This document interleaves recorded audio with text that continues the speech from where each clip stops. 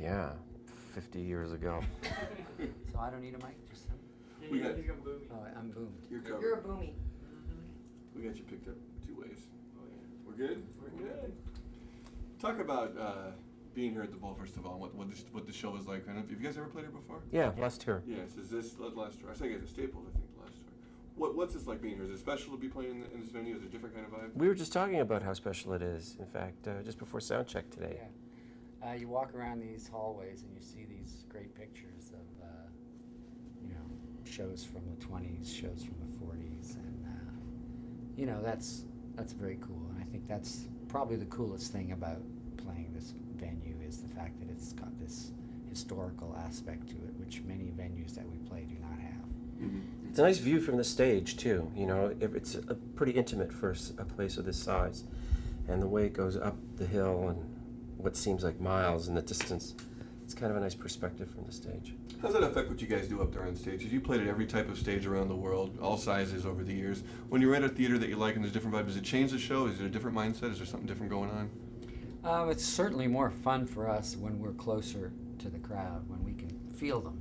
Some venues have a big proscenium in front of the stage, and and that kind of becomes a barrier between us and the fans. So it makes it less fun because some fans come and there's a little bit of interaction, and they hold up certain signs, and so you can get a buzz off of kidding with somebody in the third row, or and I think that's a nice thing for us. I mean, I don't think it really affects the way we play, but it makes us a bit more happy, and we get a bit more vibed up. Mm-hmm. I think your fans will be happy to hear that too, because you have fans are real fans, and they get real into what you're doing, and they really love the show. I think we have to know that you're paying attention, you're watching the fans, you see what they bring. Well, I can only see so far. I'm pretty well blind, but right. I can see about 5 rows out, and so when they come and they're jazzed up, I know Alex feels the same way. Mm-hmm. We like it when they're close to us. What do you guys do differently on tour now that you weren't doing 30 years ago? What have you learned? What's changed the most? We travel better than we used to. I mean, when you're younger, you can sit in a car. When we first started, of course, like most bands, we had a sedan for about a year, and then we progressed to a station wagon, and if you were lucky enough, you got to sleep on the luggage that night, those sort of things. Now we travel a little more comfortably and get to where we're going a little quicker. It gives us a little more time to do some of the other things that we're interested in, visit friends. I like to play golf and that sort of thing. But you have to. At this stage and the way we play, the way we work, shows over 3 hours, it wears you down. It's very physical, and it's quite exhausting over the course of a tour. So it's very important to eat well, travel well, sleep as much as you can, all of those things. Mm-hmm. Mm-hmm. I'm sure the best thing is bringing all this new music to a tour like this and playing all the new songs from Sinks and Arrows. Talk about just how that new music is kind of, with every album probably, but it's kind of revitalized what you guys are doing when you're back on the road. Must keep it exciting for you guys. It's a lot of fun to play the new songs, obviously. I mean, there's some old songs that we love to play still, and we go out there and play the old ones with as much enthusiasm as we can muster.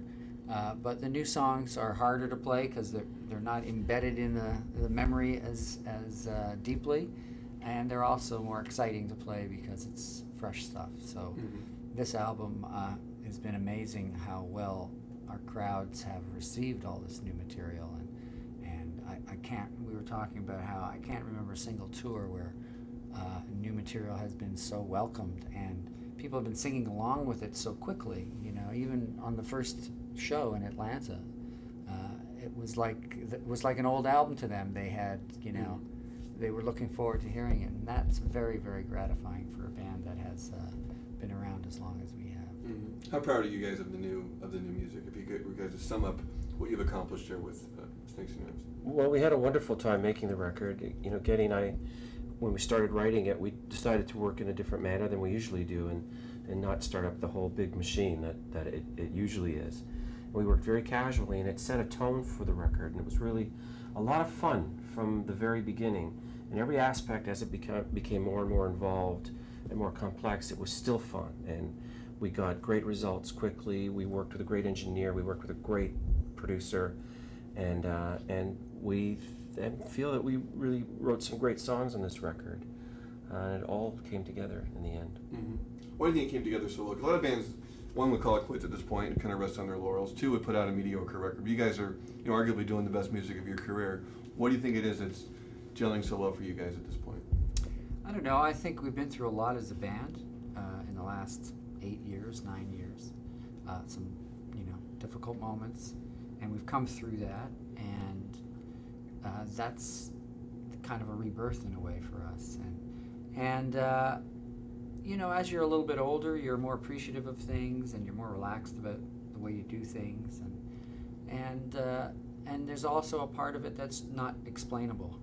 There's a part of it is just the moment, and this album was one of those unexplainable moments. Mm-hmm. From the minute we sat down to write, it felt good, and we made the right decisions along the way, hired the right people to work with us along the way, and it just kept feeling good. And when we finished, we had an album that we rank among our best. So at this late date in our career, that is incredibly energizing. Mm-hmm. Was there ever another doubt there'd be another Rush album? Was this always the plan to take a little time off and have another album? Yeah, there was no doubt about it. Yeah. We're happy it turned out as well. Yeah. Very good. Thematically, musically, if you can just kind of put into words what you guys are hoping to accomplish with this album, how it maybe differs from Vapor Trails and everything in the past.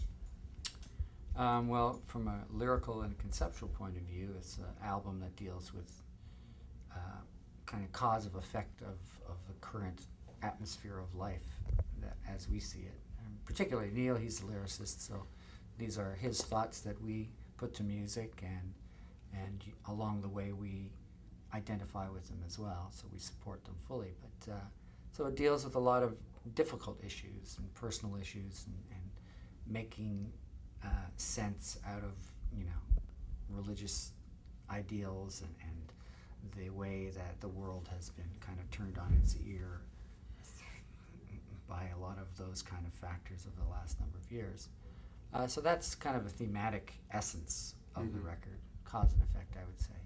And musically, I think we just wanted to get back a little bit to a more direct approach to writing. And I think our experience doing the Feedback album, where we were playing these songs that we grew up with, reminded us about a certain kind of spirit of great rock songs. And I think it inspired us to want to get that feeling back in our music. Mm-hmm. For people now that maybe turn on to Rush for the first time, how exciting is that someone pick up this album that aren't familiar with your classic albums, and I'm sure you have fans like that in the shows, you'll meet young fans, stuff like that. What's that experience like for you guys? It's interesting to note how many young people there are in the audience on this tour.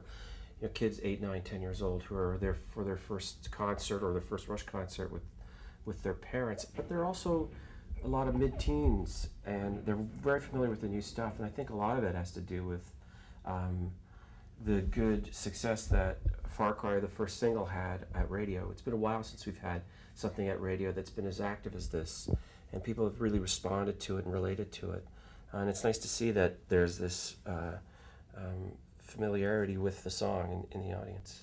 I think there's also a curiosity amongst a lot of the new teen crowd that we have, where they've heard about the band, and some of them are musicians, and they've heard other bands talk about us as being musicians that they like, and I think that kind of thing is floating to a younger crowd, and they're curious. They want to see what we're all about, so and hopefully they're digging it. When you guys are writing, when you guys are recording, how conscious are you of kind of the Rush legacy and how this is going to add another chapter to that? And is that a burden? Is that a weight to live up to past success? That's something you guys try not to think about? I don't think about it at all. I can't really look at our work in terms of a legacy of any kind. Yeah, we're too busy. It's rock music, it's just, it's what we're all about on the day. And, our albums are really our time capsules, kind of, about where we are as players at that moment. As well as sleepers. When you play a song tonight, something from a past record, where are you? Are you totally there in the moment, or do you let yourself ever go back to the place when, say, that song was written or when that song was recorded? How much of that is going on at any given time? Well, we're working up there, so we're trying to remember all the notes in the right order, and that takes up a big part of your brain. And But it's never going through the motions or being bored with it. You play it 100% every night, absolutely, every song. well, Always. maybe not every night. But when people, maybe only in these situations when people ask you this kind of question, but I'm sure you must think about it in terms of your guys' legacy as a band and kind of, you know, the great heights you guys have achieved. What are your thoughts in terms of how this album now could add to that going forward? Well, I'm amazed that we're still here, and I'm amazed when I look out and I see, 14,000 people a night, filing in to see us. It blows my mind, and I'm happy that, I can, share this thing with them. And so when I see them and I see them smiling, I guess I'm filled with, excitement and a desire to want to please them, to make them go home happy. But I am aware of the fact that these people, at some point in their life, have been touched by something we created, and that has a lot of impact with me. And if he's happy, I'm happy. Speaking of, talk about actually the dynamic between you guys and kind of the friendship and what's kind of kept that bond going throughout the years in terms of how close you guys. Oh, we're not friends. I owe him so much money, there's no way he'll ever get to... Yeah, we're not friends. I can't. But are there months that go by when you guys don't talk, or a year in between records? I wish.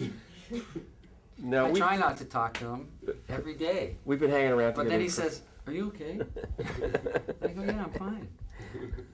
No, he lives around the corner from me. We talk way too much. Yeah. Is Neil living in LA? Neil lives in LA, but when we're back on the road, it's like we were never apart.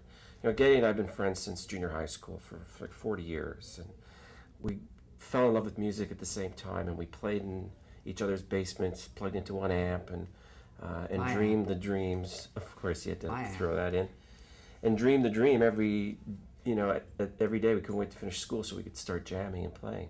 So to come from there to here is pretty amazing, and to still be pals and hang out and play tennis together at home and have dinner and drink his wine. It's a really, it's a great Nothing thing. changes, really. And rare. You don't really, and most people don't have friends from their younger years. Or friends. Or friends, period. Yeah, you're right. And if he's happy, I'm happy. You mentioned the pop success of this album, the radio success of the single, something like that you guys have only had periodically throughout your career. What's that like? You probably can think back and count the few times when you've had a hit single. You've never been known necessarily as a singles band. Is that a different kind of thing for you guys when that happens? Is it like, wow, because I know you're not aiming for that probably necessarily. I don't think we know how to do that. Yeah, it's always a surprise. It's always a surprise, so it's great when fans come and they know the songs well. It's a buzz. I love looking out there and seeing them sing. And sometimes it's the most unlikely person that you would spy as a Rush fan out there, like a 12-year-old girl who's like probably the smallest demographic of all Rush fans.